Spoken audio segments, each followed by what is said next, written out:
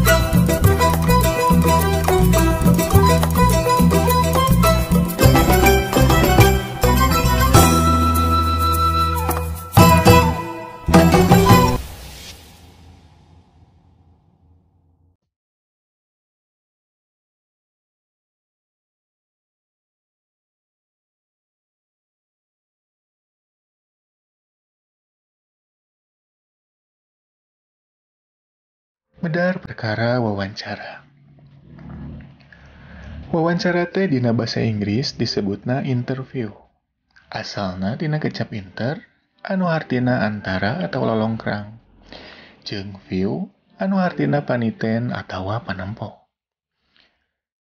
Milikana rucatan kecap kitu, wawancara teh bisa dihartikeun kagiatan guneman atawa tanya jawab antara dua urang atawa leuwih secara lumangsung antara nu ngawawancara jeung nu diwawancara. Ku ayana kamakaran teknologi, wawancara ge bisa dilaksanakeun jarak jauh ngaliwatan media internet nu sok disebut video conference. Kagiatan wawancara teh umumna diwangun ku 3 bagian, nyaeta bubuka, eusi jeung panutup. Eta babagian teh gunana pikeun ngawangun suasana wawancara anu merenah, boh pikeun nu ngawawancara, boh narasumber nu diwawancara. Struktur wawancara. Struktur wawancara dibagi jadi 3, nyaeta nu kahiji bubuka, nu kadua eusi, nu katilu panutup. A. Bubuka. Bubuka dina wawancara teh gunana pikeun ngarahkeun naon-naon nu rek didiskusikeun sarta nu bakal dilakukeun dina wawancara. Bubuka teh perlu pikeun nyiptakeun hubungan anu hade antara nu ngawawancara jeung narasumberna. Upama hubungan anu geus kawangun mah, wawancara teh bakal bisa bebas, laluasa jeung teu runek-randek. Pikeun nyiptakeun suasana kitu teh dembongkeun niat nu hade. Sarta jelaskan maksud jeung tujuan wawancarana. B. Eusi. Bagian eusi teh pokok dina wawancara. Dina tahap ieu nu ngawawancara jeung narasumber silih pairan jeung mere tanggapan, nanya jeung ngajawab. Cindekna, duanana keur aya dina inti kagiatan, kalawan maksud jeung pugeran wawancarana anu geus dijanjikeun ti anggalna. C. Panutup.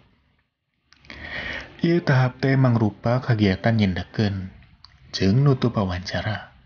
Dina panutup, sanggeus wawancarana cukup, jeung geus direkam atau diringkes isi pokok-pokona, tuluy diterangkeun eta hasil wawancara teh bakal dikumahakeun. Iwal ti eta, terangkeun oge kumaha lajuning laku nu dipiharep ti pihak narasumber anu diwawancara.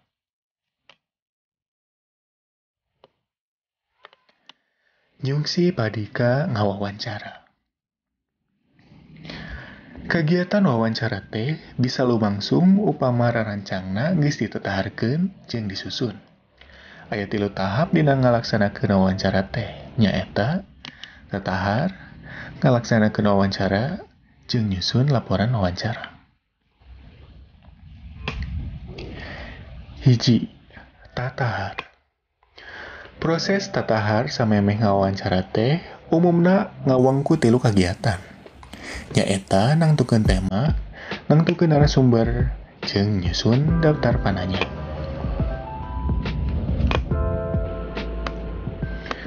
A. Nangtukeun tema. Nangtukeun heula tema atawa pokok pasualan nu rek jadi bahan wawancara. Tema anu bisa dipilih teh rea pisan. Upamana tema pendidikan, lingkungan hirup, pakasaban, kalangenan atau pangresep jeung rea-rea deui. Nangtukeun tema teh bisa oge diluyukeun jeung kajadian atawa waktu anu keur lumangsung. Upamana dina bulan Ramadan, temana bisa pesantren kilat, ngabuburit jeung sajabana. Cendek nama nangtukeun tema teh luyu jeung kebutuhan hidup sarta informasi naon wae anu rek diteangan. Iwal teh eta hidup oge kudu paham heula naon-naon anu dibahas dina topik nu rek jadi bahan wawancarana. B. Nangtukeun narasumber. Nangtukeun narasumber teh tangtuna kudu merenah. Saha-saha nu rek dijadikeun narasumber teh bakal jadi dasar pikeun naon-naon nu rek ditanyakeun. Ari narasumber teh kudu jalma nu pangnyaona kana tema atawa pokok pasualan nu rek ditanyakeun. Upamana wae jalma nu ngalaman langsung, saurang ahli dina wedang nu tangtu, pajabat anu mancin tugas jeung rea-rea deui. Minangka contona, upama dina tema ngeunaan dagang di pasar tradisional, nu bisa jadi narasumberna nyaeta padagang di pasar tradisional. Upama temana cara ngungkulan musibat alam dina usum banjaroba, anu bisa jadi narasumber teh ahli dina wedang cuaca atau tim SAR. Dina waktu nangtukeun narasumber, hidup ge bisa sakalian nangtukeun media pikeun wawancara. Upamana rek ngalaksanakeun wawancara kalayan lumangsung tepung jeung narasumber atawa henteu langsung.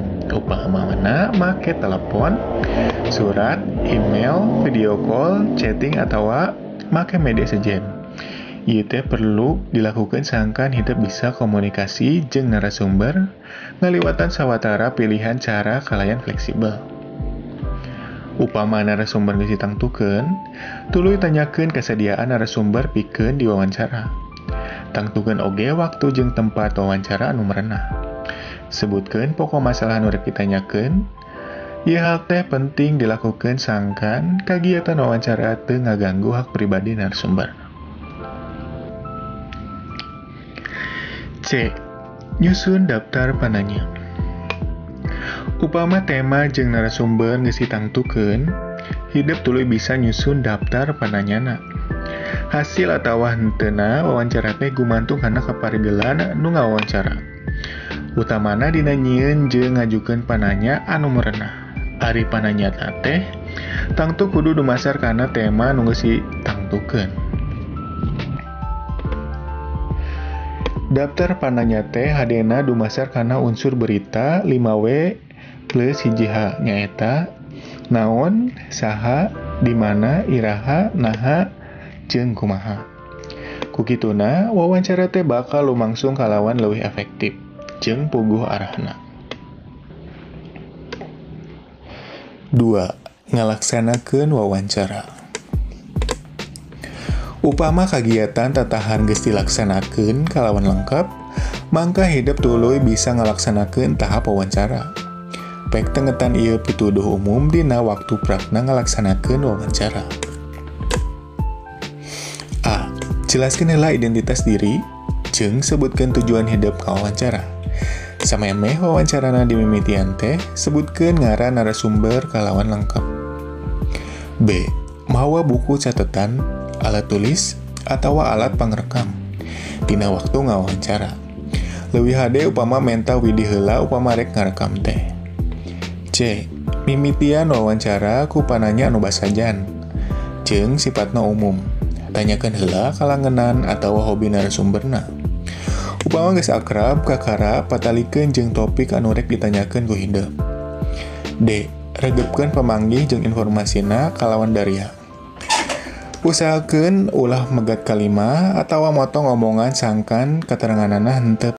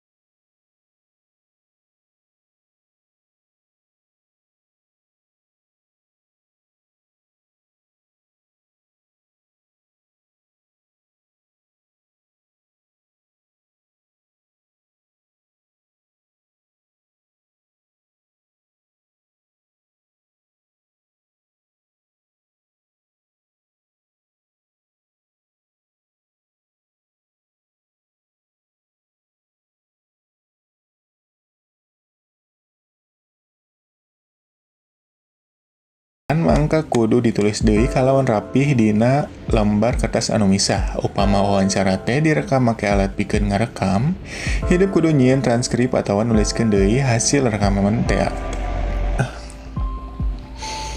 2. Wangun narasi. Nuliskeun hasil wawancara dina kalimah wangun narasi teh, make teknik carita atawa kalimah pedaran. Carana nyaeta ku ngarobah kalimah langsung jadi wangun teu langsung. Bagian inti tina wawancara. Sakumna informasi nu ngawangku 5W+1H teh kudu kacumponan sangkan informasi